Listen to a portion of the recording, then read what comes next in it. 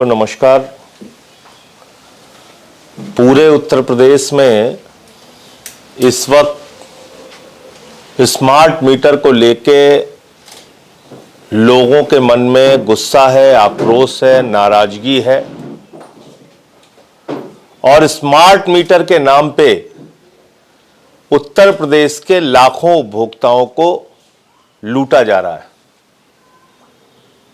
और ये बात मैं इसलिए कह रहा हूं कि 2018 में जब 2G का स्मार्ट मीटर लगाया गया उस वक्त भी लोगों ने विरोध किया था और साफ तौर पे ये कहा था कि भाई ये स्मार्ट मीटर तेज चलते हैं, ज्यादा पैसे की वसूली गरीब आदमी से की जाती है या जो भी बिजली का उपभोग करते हैं उनसे ज्यादा पैसे की वसूली की जाती है और करीब करीब 15 से 20% ये स्मार्ट मीटर तेज चलते हैं।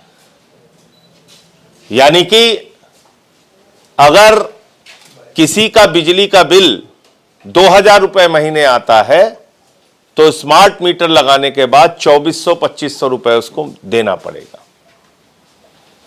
इसके अलावा भी बहुत सारी विसंगतियां इस स्मार्ट मीटर को लेके हैं, बहुत सारा गुस्सा, बहुत सारी नाराजगी, बहुत सारे सवाल इन स्मार्ट मीटर को लेके हैं। अक्टूबर 2018 में जब इसको लगाया गया 2G स्मार्ट मीटर, करीब करीब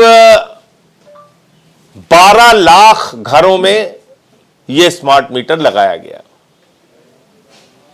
और 8 साल का कॉन्ट्रैक्ट किया गया। यानी कि यह स्मार्ट मीटर जो लगाया जा रहा है यह 8 वर्षों तक चलेगा। और यह भी कहा गया कि ये स्मार्ट मीटर जो है वो 40 लाख घरों में लगेगा।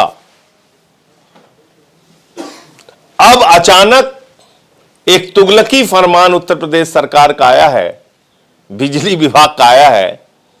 वो कह रहे हैं नहीं साहब, अब ये 2G नहीं, अब ये 2G सब हटाए जाएंगे, अब 4G मीटर लगाया जाएगा। अब ये 2G हट जाएगा, अब ये 4G मीटर लगेगा। तो आपका जब भी मन हो रहा है, जैसे भी मन हो रहा है, आप इस प्रदेश की जनता को लूटने में लगे हुए हैं। 959 करोड़ रुपए प्रदेश की जनता की गाढ़ी कमाई का पैसा वो किससे वसूला जाए, किससे मांगा जाए, कौन इसके लिए जिम्मेदार है? आप टेंडरिंग करते हो 8,400 रुपए की और टेंडरिंग करने के बाद वो मीटर लगाते हो, टेंडर करते हो 8,415 रुपए के हिसाब से और मीटर लगाते हो 6,016 रुपए के हिसाब से। ये देखिए आप, इसमें आपने घपला किया, घोटाला किया और अब आप कह रहे हैं वो 2G का मीटर बदला जाएगा, 4G लगाएंगे। अरे भैया 2018 में ही 4G लगा देते। पहली बात तो स्मार्ट मीटर क्यों लगा रहे हो? और ये प्रीपेड स्मार्ट मीटर का जो संकट है वो कितना बड़ा होने वाला है, आप अंदाजा लगा सकते हैं कि इसमें जैसे ही पैसा खत्म होगा आपके घर की बिजली खत्म हो जाएगी।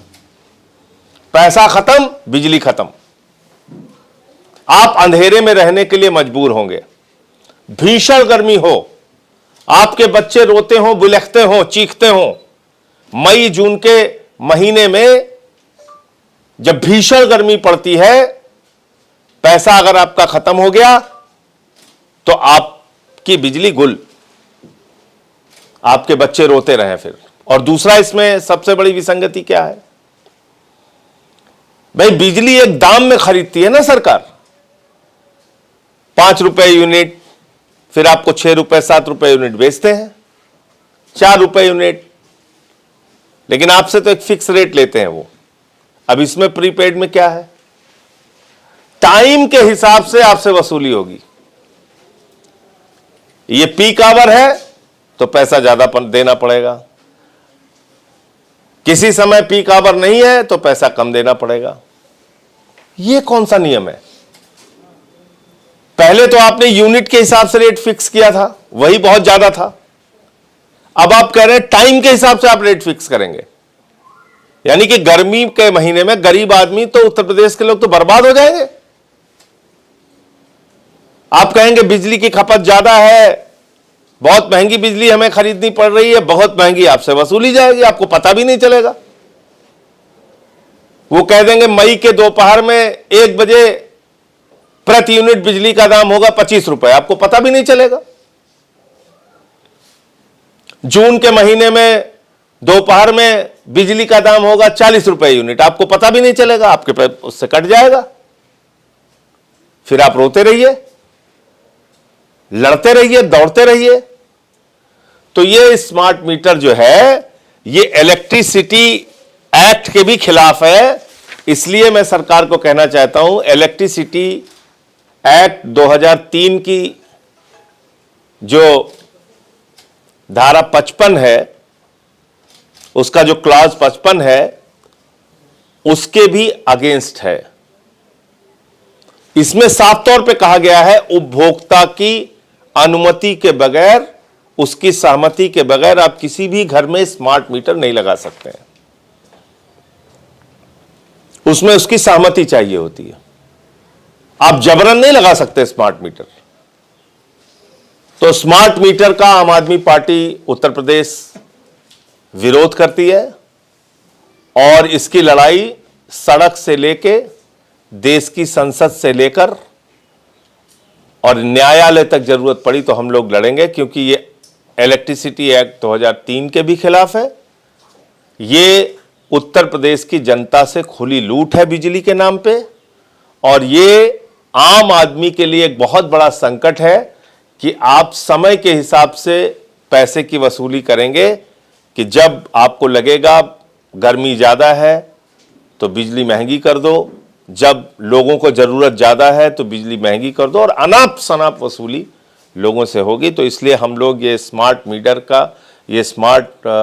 मीटर का पूरी तरीके से हम लोग विरोध करते हैं। और ये 959 करोड़ रुपए का जो घोटाला स्मार्ट मीटर के नाम पे हुआ है, जो लोग इसके लिए जिम्मेदार हैं उनके खिलाफ कार्रवाई होनी चाहिए। टेंडर क्यों ज़्यादा दाम में किया गया और क्या इसके पीछे के कारण है, किसको किसको हिस्सा मिला, कहाँ कहाँ बंटवारा हुआ, वो सारी चीज़ें स्पष्ट रूप से सरकार को बताना होगा। और हम लोग इसके विरोध में पूरे प्रदेश के अंदर आंदोलन भी करेंगे और एक बड़ा आंदोलन चलाएंगे, लंबे समय तक आंदोलन चलाएंगे। हम प्रदेश की जनता से बिजली के नाम पे लूट नहीं होने देंगे। मुझे इतनी बात कहनी थी, आपका कोई प्रश्न हो? सर, बीजेपी के प्रदेश अध्यक्ष अच्छी बात है, पंकज चौधरी जी को प्रदेश अध्यक्ष बनाया भारतीय जनता पार्टी ने, और मैं उनसे उम्मीद करता हूं कि जिस तरह से भारतीय जनता पार्टी और उसके लोग प्रदेश में नफरत फैलाने का काम करते हैं, एक दूसरे को, भाई से भाई को लड़ाने का काम करते हैं, हिंदू मुसलमान की नफरत की राजनीति करने का काम करते हैं, उस पर वो अंकुश लगाने का काम करेंगे और अपने संगठन को भारत के संविधान के मुताबिक जनता के भले के लिए उसका विस्तार करके काम करेंगे। कोडिंग कफ सिरप में जो कार्रवाई हुई अब तक, तो उससे आप संतुष्ट हैं? देखिए, सवाल ये है कि ये कोई एक दिन का मामला नहीं है, ये वर्षों का मामला है और इसमें ऊपर से लेकर नीचे तक तमाम लोग इसमें शामिल होंगे। जब तक इसकी एक जुडिशियल इंक्वायरी या सीबीआई के द्वारा इंक्वायरी नहीं होती, और मनी लॉन्ड्रिंग का मामला है, बाहर पैसा भेजा गया है और बाहर से पैसा मंगाया गया है, तो जब तक इसमें केंद्रीय एजेंसियां शामिल नहीं होंगी तब तक इसका सच सामने नहीं आ सकता है। उत्तर प्रदेश की सरकार ने तो कह दिया कि एक भी बच्चे नहीं मरे। अब पता नहीं उनका दावा सही है या बच्चों के मरने की जो सच्चाई है कफ सिरप के कारण वो सच है। तो ये तो एक व्यापक जांच का विषय है और इसमें जो लोग, ये तो ऐसा गुनाह है जो मासूमों को मारने का एक घिनौना अपराध है और इसमें सख्त से सख्त कार्रवाई उन लोगों के खिलाफ होनी चाहिए जिन्होंने इस कफ सिरप कांड में अपने काले कारनामे किए हैं। सर, बीजेपी ने वंदे मातरम में 150 साल का जो जश्न चलाया है, उस पर आप क्या कहते हैं? देखिए, बीजेपी का वंदे मातरम से कोई लेना देना नहीं, राष्ट्रगान से कोई लेना देना नहीं, राष्ट्रीय ध्वज से, तिरंगे से कोई लेना देना नहीं, भारत छोड़ो आंदोलन और आज़ादी के आंदोलन से कोई लेना देना नहीं, और जिन्ना के साथ सबसे पहले अगर कोई कंधे से कंधा मिला के हिंदुस्तान में चला है तो उस संगठन का नाम है आरएसएस हिंदू महासभा। और ये मैं रिकॉर्डेड हिस्ट्री बता रहा हूं। आरएसएस ने 52 साल तक तिरंगे झंडे का विरोध किया और जब 2001 में 3 लड़कों ने आरएसएस के मुख्यालय पे झंडा फहरा दिया तो उनके खिलाफ मुकदमा लिखाया। किस अपराध में? कि तिरंगा फहरा दिया। और 13 साल तक मुकदमा उन बच्चों के ऊपर चला। दूसरी बात, भारत छोड़ो आंदोलन में जो इनके सबसे बड़े नायक हैं, और मुझे पता चल रहा है कि शायद उनकी मूर्ति का अनावरण भी उत्तर प्रदेश में होने जा रहा है, लखनऊ में, श्यामा प्रसाद मुखर्जी जी। श्यामा प्रसाद मुखर्जी जी फजलुल हक की गवर्नमेंट में बंगाल के अंदर फाइनेंस मिनिस्टर थे और श्यामा प्रसाद मुखर्जी जी ने भारत छोड़ो आंदोलन के खिलाफ अंग्रेज गवर्नर को चिट्ठी लिखी थी कि इस आंदोलन को पूरी तरीके से कुचल देना चाहिए। यानी आपने हिंदुस्तान के आजादी के आंदोलन का विरोध किया। और फजलुल हक कौन शख्स है?